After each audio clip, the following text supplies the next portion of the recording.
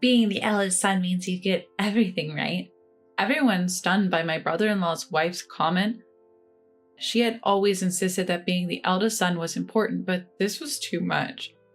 Just as I was about to reply, my brother-in-law spoke up. My name is Sophia. I'm a 32-year-old working housewife.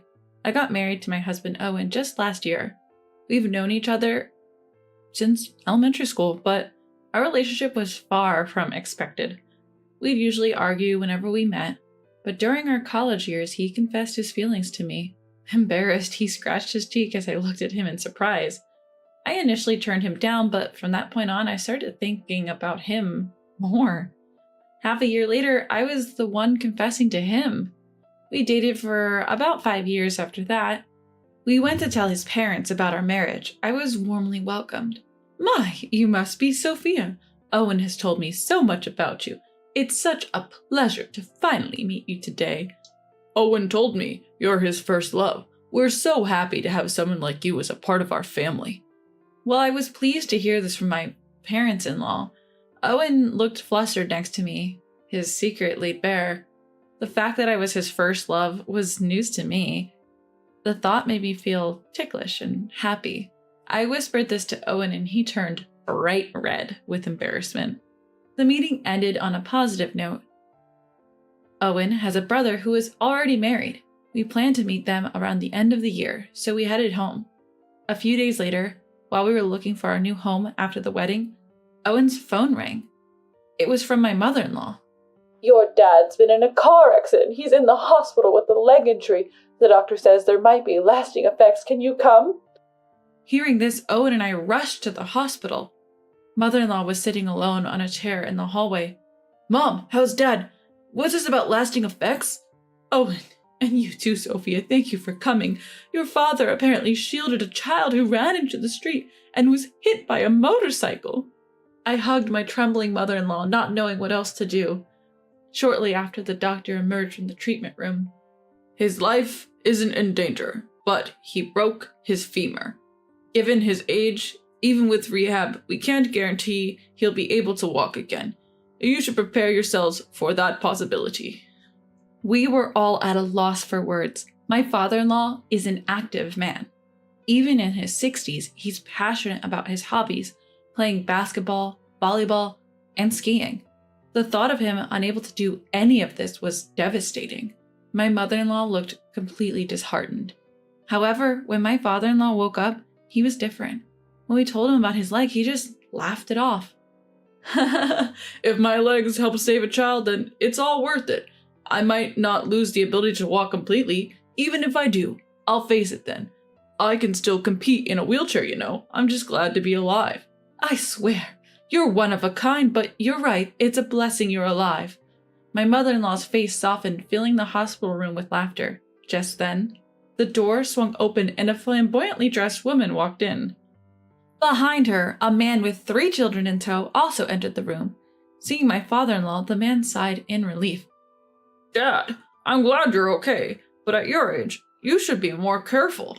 Oh, Benjamin, you came, and you brought Emily too, thank you.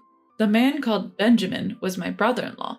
My husband resembles my mother-in-law, but my brother-in-law looks more like his father. When he noticed us, he nodded and introduced his children. You must be Sophia, right? Thanks for marrying my little brother. I'm his older brother, Benjamin. This is my wife, Emily, and these are our kids. Say hi, everyone. The children greeted us one by one. I returned their greeting, and the atmosphere in the room turned pleasant, except for one person who looked unhappy. Emily, my sister-in-law. I'm glad you're safe, father-in-law, but you can't use your leg anymore, right? We can't take care of you. We have kids, so living together is out of question. You're not going to impose on us just because he's your eldest son, are you? Nervously fidgeting with her freshly painted bright red nails, my sister-in-law, Emily, casually dropped her bombshell. The room's relaxed atmosphere instantly charged with tension. Look, Emily, don't worry about it. I have no plans to live with you guys. I'm doing fine, and we will go to a facility when the time comes. But wait, won't they charge us for that? Because, we're the oldest son's family. We also have the kids' education to think about, right, Benjamin? At Emily's rude comment, even my brother-in-law, Benjamin, seemed at a loss. nodding uncomfortably. My mother-in-law was visibly shaking with anger. I glanced at my husband and then spoke up. Hi, Emily. Nice to meet you. I'm Sophia, Owen's wife. Let me handle the situation with my mother-in-law. I mostly work from home, so if she stays with us, caregiving won't be an issue. We won't charge you just because you're the oldest son's family. Oh, really? That is such a relief. Nice to meet you. Seeming satisfied, Emily announced it was time for her salon appointment and left. All right, we should get going too. Sophia, please take care of Dad for us. Benjamin left the hospital room, taking the kids with him to follow Emily. What's the deal with Emily? She's unbelievably rude. Yeah, she just showed up about 10 years ago, already pregnant, and my brother married her shortly after. Even my in-laws didn't seem to know how Benjamin and Emily met or started dating. After they got married, they lived close to the family home. They'd drop their kids off and go out. But whenever they were asked for a favor, Emily always refused, complaining about them being the oldest son's family. But when it suited her, she emphasized that point. Mother-in-law, father-in-law, I wasn't speaking on impulse earlier. Owen and I discussed this on the way to the hospital. Right, Owen? Exactly. Sophia suggested it. We haven't settled on a place yet, and a house next door just went on the market. We're thinking of buying it and building a home that accommodates both families. It'll be accessible for you, and we'll cover the costs. Both my mother-in-law and father-in-law were delighted with our proposal. We quickly moved to secure the land. Luckily, both of us have stable income, so we passed the financial check easily. Soon after, we began plans to demolish the existing home and build a new two-family house. I suggested a design where we share the kitchen and water facilities. However, mother-in-law had some reservations. If we do that, selling the house later could be a hassle, or so I've heard. When we're gone, you won't need both parts of the house, right? It's better to have the option to rent it out. Also, we'll contribute financially, half of the down payment and half of the remaining mortgage. Put it under both Owen and Sophia's names. Owen will inherit it after us anyway, so it makes sense to keep it in both names. That way it won't be a part of any inheritance issues.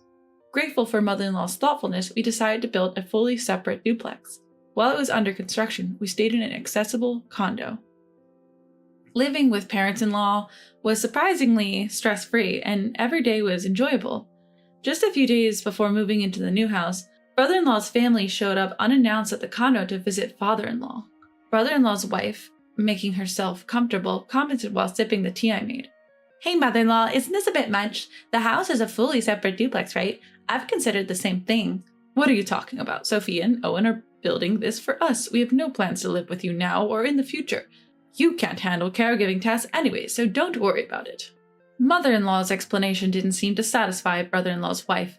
Not hiding her dissatisfaction, brother-in-law's wife started voicing her thoughts. Look, in the end, Benjamin will inherit the family home, right? Then it's obviously better if we live there from the start, and 5 bedrooms for just Owen and Sophia is excessive. We have 3 kids, and it would be just right for us. Our current place is too cramped, so it'd be a big help, right? So we'll take the left side, and mother-in-law can have the right side. By the left side, brother-in-law's wife meant the part we were supposed to live in. We had planned for the possibility of needing full-time care in the future, so the ground floor had 3 bedrooms, with 2 additional rooms on the upper floor. The ground floor was for guests and father-in-law, and we had all agreed on this layout. Yet brother-in-law's wife assumed that they would use it. So if you're going to live there, you'll cover all the construction costs, right? And you'll also handle the caregiving? That was our plan when we built the place. What are you saying? All of you are supposed to be on the right side, right? If caregiving is involved, cohabitation is essential. We're already living harmoniously, right? Then just keep it that way. We won't have to pay anything. Emily just continued dreaming aloud. In her dream world, her family saves on rent and lives in a spacious home, happy as can be. For the in-laws and us, caregiving becomes easier and we get to see brother-in-law's wife's children regularly, making everyone happy. In her head, we owe it to my sister-in-law, who made the win-win proposal. My father-in-law had been silently listening the whole time, but he now instructed my mother-in-law to retrieve something from a drawer. Following his instructions, my mother-in-law pulled out a thick envelope in a single sheet of paper. In this envelope is $500,000. This is for you both. In return, never contact us again. And Benjamin, sign this document. Our entire inheritance will go to Owen. Everyone absorbing my father-in-law's words, my brother-in-law looked shocked. My mother-in-law seemed to have been aware of this plan all along. The room fell silent for a moment. My sister-in-law wasn't one to back down easily. But he's the eldest son. Doesn't the eldest son get everything? Everyone was stunned at her audacity. She always insisted that the eldest son was the most important, but this was too much. Just as I was about to retort, my brother-in-law cut in. Enough is enough. Not just with my parents, but also with my brother and his wife. I can't go on with you anymore. Let's divorce.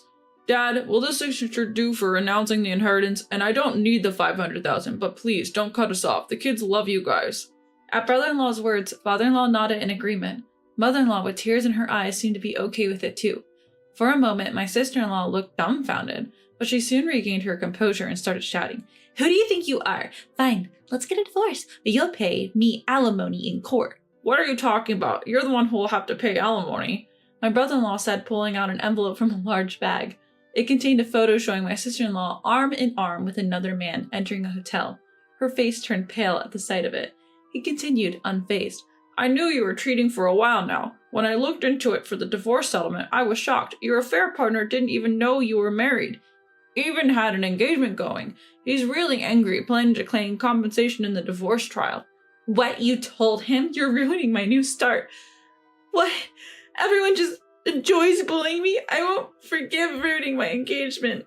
Facing his wife's sudden anger, brother-in-law handed her the divorce papers. If you give me custody and our savings, I don't need alimony or child support. I'm sick of your cheating and your spending.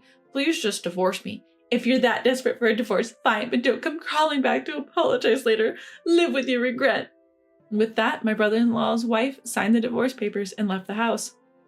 Dad, Mom, and Sophia, and Owen too. I'm truly sorry for all the trouble caused by not stopping Emily. My husband comforted his apologetic brother and looked at father-in-law.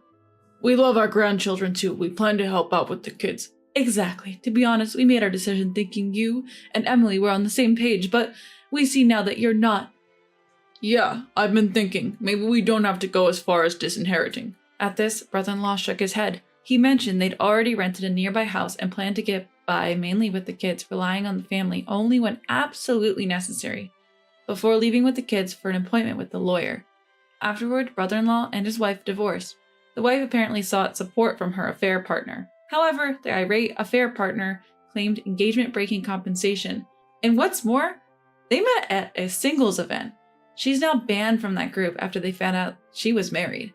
Her strict family has disowned her for what she did. She came to plead with brother-in-law one more time. But the parents-in-law refused to tell her where he moved.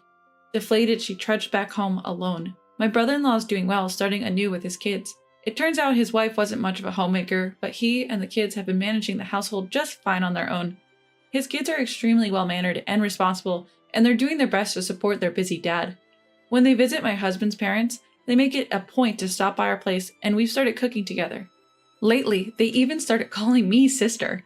As for my father-in-law, his post-surgery recovery is going remarkably well, and his rehab is right on track. He's regaining his ability to walk, and the doctors are surprised at his rapid recovery.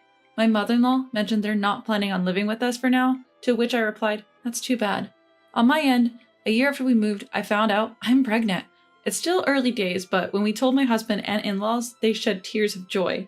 Since we had to postpone my father-in-law's get-well-soon party due to the move, we decided to combine it with a baby celebration. It might be a bit early, but their happiness makes me happy, so why not?